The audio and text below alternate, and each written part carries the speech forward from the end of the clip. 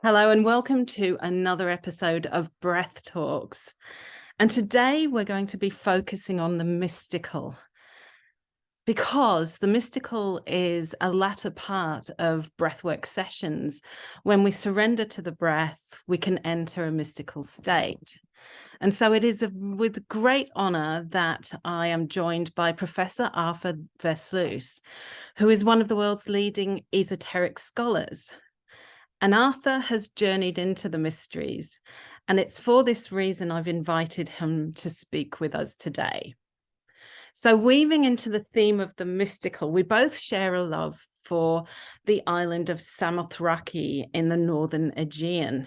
And incidentally, that's where Katia Bustani holds her trainings. The magnetic pull of the island of Samothraki is intense. It's a lesser known gem of the northern Aegean. So Arthur has written a couple of books on this subject, and I'm just going to put them up here now. Okay. So, Entering the Mysteries and the Secret Island. Okay. Arthur, how did Samothraki's magnetic pull lure you in? Well, it's an interesting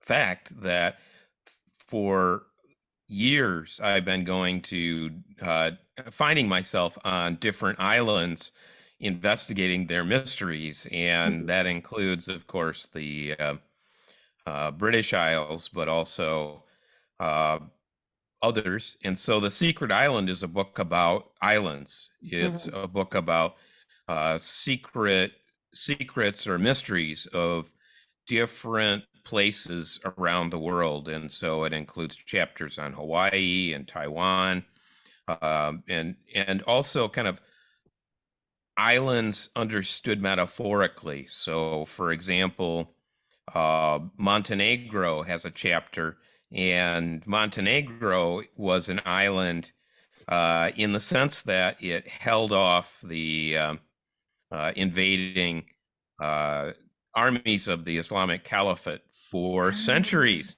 Yeah. So, and there's esoteric dimensions to each of these places that I visited, but the most powerful, or the most energy, is actually at Samothrace or Samothraki, which was a mystery center.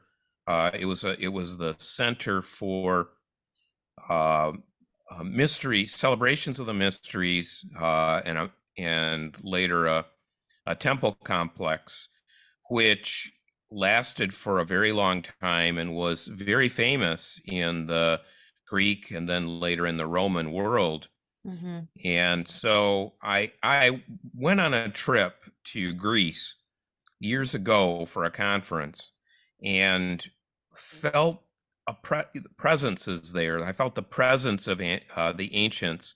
Wow. And so I knew I needed to come back. Yeah. And one of the places, since I'm visiting mystery centers, in the first trip I visited Eleusis or Eleusis, which was an ancient mystery site not far from Athens. And I conceived the idea of going to Samothrace. And so going there, though, was really different than simply reading about it, because of the energy that's there. Yeah. And you must have perceived that as well. Absolutely. Even when you're on the mainland, I the very first time I went over to Samothraki, I had to like completely chill out and turn my energy inwards, and I could feel the island, like I said, luring me in over to it. And I had to get myself into the state to be able to go there, because if you go to Samothraki with high energy, the island will make you slow down. I don't know if you found that. Well, it's interesting because to me that I've been to many sacred sites, Mm. standing stones, of course, and Yeah. cairns, and really archaic sites are what I'm drawn to, Mm. and that's true, all around the world. As it happens, though, this one uh, has, and here I'm talking about the actual uh, temple complex, the Mhm. the area where the mysteries were celebrated, has um, a special feel, let's say. Yeah. And Yeah. not everyone, I've concluded that not everyone perceives these things Mhm. necessarily. You will see people, if you're there, who are sort of blithely looking around and sort of wander off and really don't seem to have picked up on what's actually there. But that site was recognized in great antiquity Mm. as having special qualities, and that's why it was a mystery center Yes. later. But it was recognized in great antiquity and then became this mystery center where the Mm. mysteries were celebrated, and the mysteries were open to everyone. Mhm. They were not exclusive, and that's an interesting dimension. Also, they were connected literally to magnetism. Um, Yes. Yeah, and the magnetic pull that brings you there is quite phenomenal. However, can you tell us a bit more about the magnetism and the mysteries? well, when people uh, were when they celebrated the mysteries, they were initiated. Mhm. One of the things we've learned from archaeologists is that uh, you would get or could get a ring which was actually magnetized, and so there are Mm. a number of these magnetic rings which are connected to, of course, magnetic north, so the direction north, and um, that was so a magnetic ring was a kind of indicator of and reminder of, or sign, you could say sign or seal of being initiated, which is really an interesting thing. And I'm not Mm. aware of other places that where this happened. Yeah, so Uh, when they done the inner alchemy, the ring also magnetized. well, the rings, magnetic rings, were part of the um, kind of after Mhm. a Right. recognition of they were a Right. recognition, as far as I can tell, of Mm. a sign of the mysteries. Mm. So exactly what that means in terms of the mysteries is um, open, because Yeah. I've read all classical sources. The book wears the scholarship very lightly. It's Mm. a journey. So in the book, you go entering the mysteries, you go on a journey with me. Mhm. However, and that journey includes all of this classical scholarship. So basically, literally any reference in antiquity to the island and what was going on there is in the book. Yeah. Okay, I consulted everything. Mhm. However, I didn't do that in a academic way. I did that in a Mhm. accessible way, Yeah. and so that's why the book is the way it is. Mhm. But one of the things you realize is that the actual nature of the mysteries themselves, and what was happening there, and the nature of the initiation, and not only there but in all of the Greek mystery traditions, Mhm. uh, is a little opaque in terms of what is available in written texts. Yeah. Because people were sworn to secrecy, Yeah. and they maintained the secrecy for the Yeah. most part. You know. There is now let me try and get the background. inside the complex. So I've forgotten what the name of this part of the complex is, but it is believed here that they had a getting buried alive ritual initiation with the initiates that I'd heard from locals. Who knows? I don't know if you had heard that or found I any. had not. I haven't No. seen that in texts. Um, Yeah. you know, so hard to say. I mean, Yeah. the mysteries. There is a part of the complex which was clearly a temple and Yeah. a place for the where the initiations happened, Mm-hmm. and there there were statues and other things. Now, of course, it's almost all rubble. It's Yeah. there's Yeah. a little bit left, um, but Mm-hmm. it has a kind of I would say it has a charged dimension to it. It's definitely, if you are able to perceive it, you do walk into a different dimension when you're there on the site, particularly around, there's one stone very close to the temple site that I found when I was there. Like, the energy coming from there was really quite something. Yeah, large stone. I've forgotten the name of it. Yeah, there's something to be said for visiting places where something happened over a very long period of time, Yeah. where there were practices. Mm-hmm. And I've experienced this elsewhere, where when you, for instance, in Taiwan, there's a uh, Buddhist temple, a Buddhist Mm-hmm.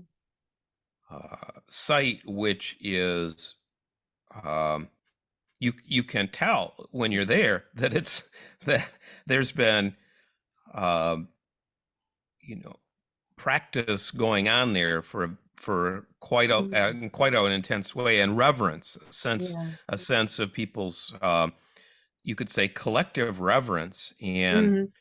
and that quality is present in some places because of that.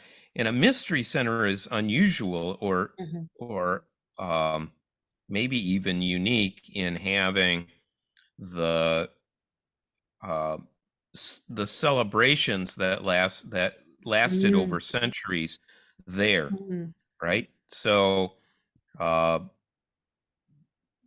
the Yeah. mysteries were we should probably talk a little bit about what the mysteries were. Mm-hmm. The idea behind the mysteries more broadly is that people would come to be initiated. In the initiation, you would go into typically, and here I'm referring to like accounts for Eleusis, which was a very, or Eleusis, which was a Mm-hmm. very famous mystery center. Mm-hmm. We do have some accounts, or at least allusions to what went on, and people went into darkness. They experienced, you know, some level of fear or shock, and then there was illumination and light.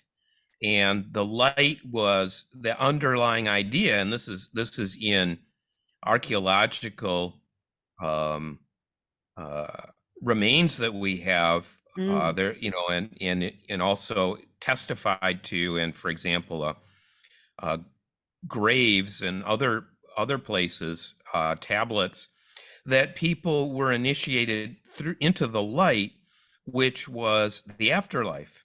So when Mm-hmm. you're an initiate, you were experiencing the bliss or the joy of being in the afterlife and having a positive afterlife. And that's why there's this.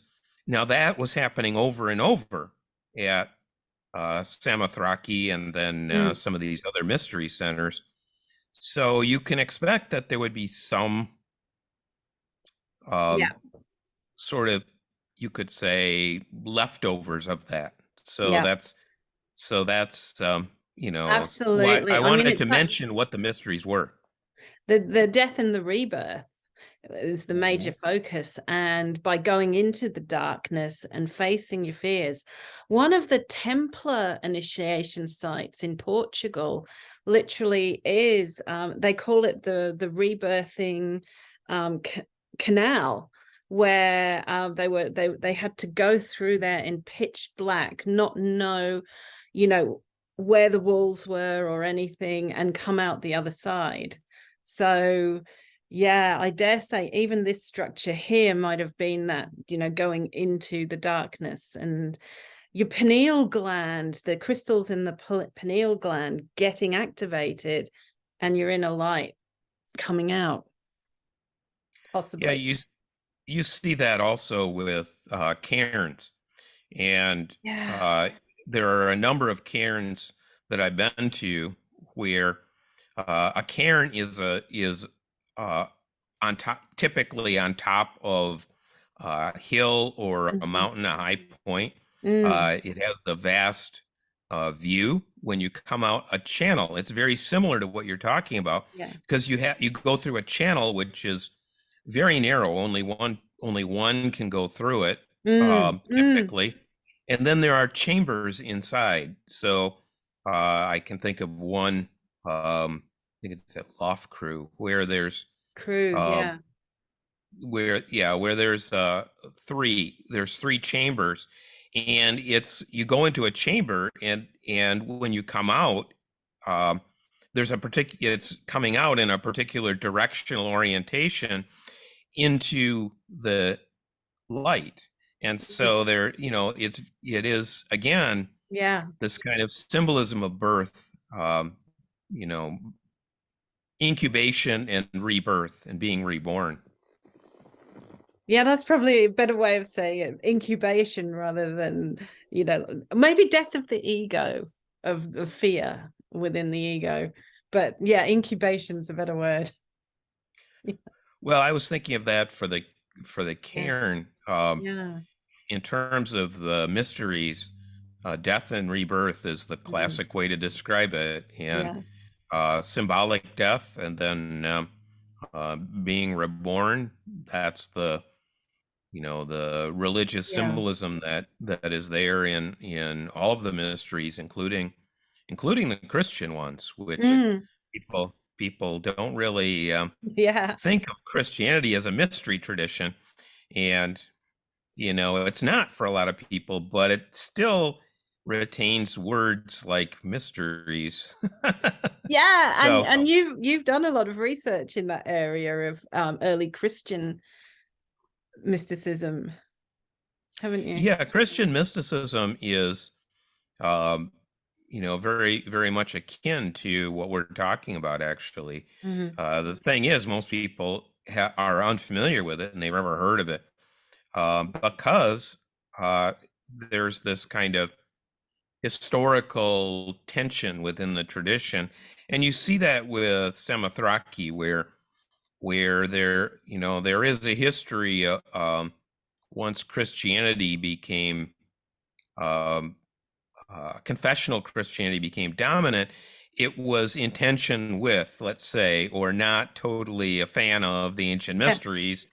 And that was also true, of course, of Islam. So some of the destruction on the island came from an Yeah. earthquake, Yeah. but some of it came from uh, believers Hmm. in these new monotheistic traditions who were not delighted Yeah. with the mysteries or with uh, the ancient temples, for that matter. And Yeah. so that's a different dimension. What we're talking about here is really Samothrace in terms of its ancient, or what it meant to the ancients, Hmm. and that's what really interests me. But Yeah. but I do want to mention this tension with the confessional Mm. monotheisms, because it Yeah. it is part of the history. It is. And I mean, the big mystery is, where is Nike's head?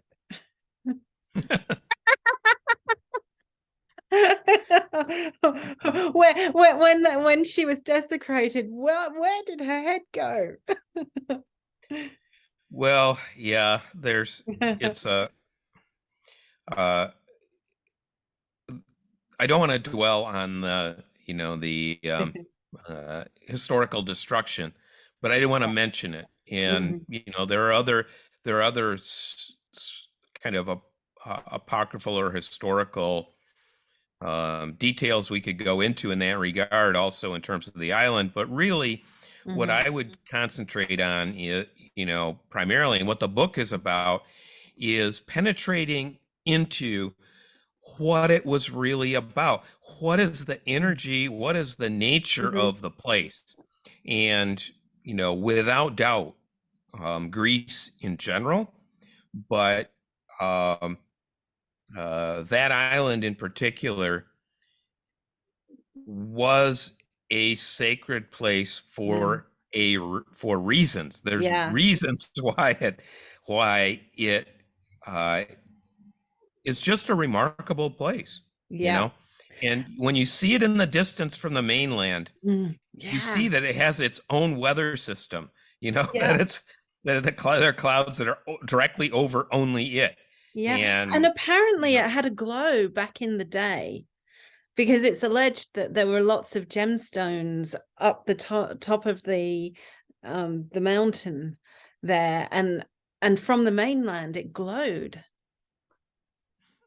I, you know, I would not put anything past the island in terms of its Yeah, unusual qualities, actually, yeah, because it's a rare place to visit, and I think not too many people are aware really of its history or of it. yeah. Um, It's really not known much about. no, no. However, another aspect of the gods of Samothraki are the mischievous Kabiri. Now, did you have any experiences with the energies of the Kabiri while you were there? Well, um, there's this tradition in the ancients, you know, testify to this. It's Mm-hmm. in some of the sources that I quote in the book. Mm-hmm. Uh, there is a quality to that area that got reflected in, or that alternatively was, um, invoked, you could say. Mm-hmm.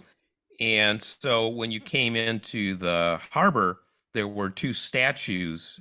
Mm-hmm. And also there were two statues at the temple complex itself, where you had these male figures, which they had erections. Um, Wow. and so the term would be ithyphallic, Mm-hmm. but so you had these ithyphallic statues in the harbor, and then also, at the complex. So there's uh, a set of mysteries there in terms of what the uh, Kabiri were. There's a Mm-hmm. lot of literature on that, especially in the period after 1700 or so. You have some literature about it, Mm-hmm. um, and then in antiquity. But what exactly was that? And that's one of the that the Yeah. twins. What was that about? And that's one of the things I explore in the book. Mm-hmm. And so that's another aspect of the island. And basically, I've never met anybody who never haven't encountered anybody other than maybe illusion and scholarship. Mm-hmm. Very basically, what we're talking about now is unknown. Yeah. Uh, it's just not. Even if you're there, it's not something you would know unless Yeah. you knew it in advance. So things like that are in the book, which are a way, are connecting. They're a way of connecting back to, or recovering what's there. And so Yeah. that's what the book is about. Yeah. Fantastic. No, I found they were quite mischievous. It was very akin to, that leprechaun energy, that you'd have tricks played on you when you're living Well, on the island. yeah, well, you spent much longer there than Yeah. Yeah. I have, Yeah. and Mm. so what other things did you observe about the place Wow. Did you itself? ever get into the Vatre, the waterfalls? Yes. Hmm. Ah, that, like, they were alive. You get into the water, and even not just from having the waterfall come over you, but the spirit of the water was alive. And actually, I got visions of the water, deities in there when I was in the pools, and I really found the power of the water was incredible. You come out of it and right, I want to go for a run. Well, that's interesting. Did you, Yeah. because you were there for for a while, Yeah. did you find that your dreams reflected the place, or did you have experience of different aspects yourself? Yeah. So the dreams were quite powerful, um, at certain times of the month. And the lunar, I think it had to do with the lunar cycle, but things would get revealed to you, through the dreams. Um, Even things just like on a day-to-day basis that were quite prophetic as well. And not mundane things would be shown to you in a dream. So yes, the dream state really did reveal a lot there when you were on the island. Well, I mention that because Mm. that's an actual practice in antiquity, which Mm. is the practice of incubation. Yeah. Incubation means you go to a sacred place and sleep there and see Yeah. what is revealed. And what the gods reveal to you is in dreams or Mm-hmm. um, experiences sometimes, but incubation is really dreaming. And I've known people who have done that Mm. at various megalithic sites or Yeah. different places. Uh, Here, in this case, the island is itself, because you have this sacred place on the island, but then that extends to the island more broadly. Yeah. Um, so, in some sense, sleeping there is a kind of incubation. It is, absolutely. And there are caves that people go to. I didn't go to any, well, I was there to sleep in them, but you can have those experiences in the caves as well. Yeah. But Yeah. wild camping is really popular in Samothraki, and but only in summer. And so there's a free campsite, and then people go off into the wilderness on the northern side of the island that has deciduous forests, and sleep out in the wilds because it is so incredible. Mm. Hmm. So did you Yeah. have any great revelations in that small period when you were there? Uh, I wouldn't say great revelations. It was though clear to me why it was a mystery center, Mm, and mm, I had a much stronger sense of what was happening there, and being at a place like that. Um, there are different aspects to it. One is investigating and exploring mm, the place itself. Another is exploring it in terms of what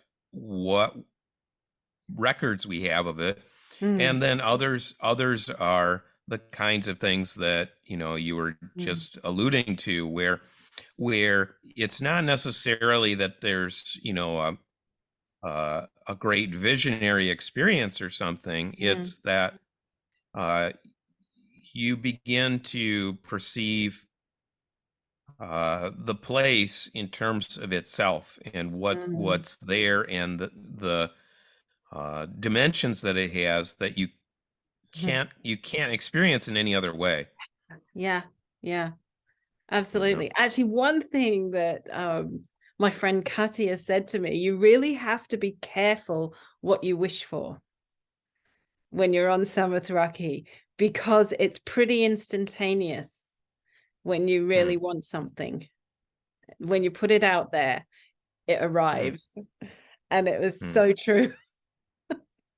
Interesting. Yeah. Yeah. Very true. Hmm. Yeah. Yeah. Well, I found it a remarkable place, and it's not that easy to get to, in the sense that, um, although a flight you could do it easily, but driving across all of Greece is a drive. Yeah, it's a pilgrimage to get here. Yes, it is. Yeah. It was in antiquity too, Yeah. of Even course. more. And, but even today, it's a pilgrimage. Yeah. It's No like where I question. am now in Glastonbury. It is literally a pilgrimage to get here because it's not an easy place to get to. So Yeah. yeah, yeah. Yeah. It's a whole journey, particularly to get to Samothraki, because then you're going over the ocean as well. Right. Yeah. That's right. So even when you get to the coast and can see it, you're still not there. No. Yeah. So, that's Yeah. an aspect of it, which is an aspect of all sacred sites, all sacred Mm. places. There's an element of pilgrimage to get there, and Yeah. adventure on the way, and adventure when you're there. So have you had any recent yeah, experiences, mystical experiences? Well, what I'm doing now is um, creating a course Mm. which um, comes from uh, you know my own sense and the sense of a friend of mine as well. We're doing it together. Mm. That it's possible to create uh, a guided set of experiences, and so that's what we're engaged in. Mm. It's a course in the practice of mysticism, based in images and a very, very clear text from a writer named Jakob Böhme, who was a Ah. great mystic, and he gives a back and forth dialogue, which is very short. Mm. Uh, he provided that, which gives a very clear description of what our mistaken view of reality is and what reality actually is. Very, very clear. And so we're drawing on that in our own experience in order to Yeah. create a course. And that's for Hyros Institute. Yeah. Hyros is a project that some friends of mine and I have been engaged in for a few years now, and it's beginning to develop. So it's about creating um, practical applications for the sacred in the contemporary world. That's what we're engaged in, and Fantastic. And as an online course. it's going to be an online course. Mhm. It's about 2/3 done, maybe 3/4 now, and it includes conversations with a friend of mine who is a clinical psychologist, Mhm. and practicing. He's been uh, guiding a group in Minneapolis for some years, Mhm. of practitioners. And then my own practice includes, it's centered in Buddhism. And Mm. so um, what I recognize in this tradition And what we discover in our dialogues, our recorded dialogues, is that there's a real synergy between Buddhist meditation and Christian mysticism, that the Buddhist meditation practice really illuminates what he's referring to in terms Okay. of the nature of reality and And how is that more things from a actually are. Tibetan Buddhist practice more? Yes. Yeah. Yeah.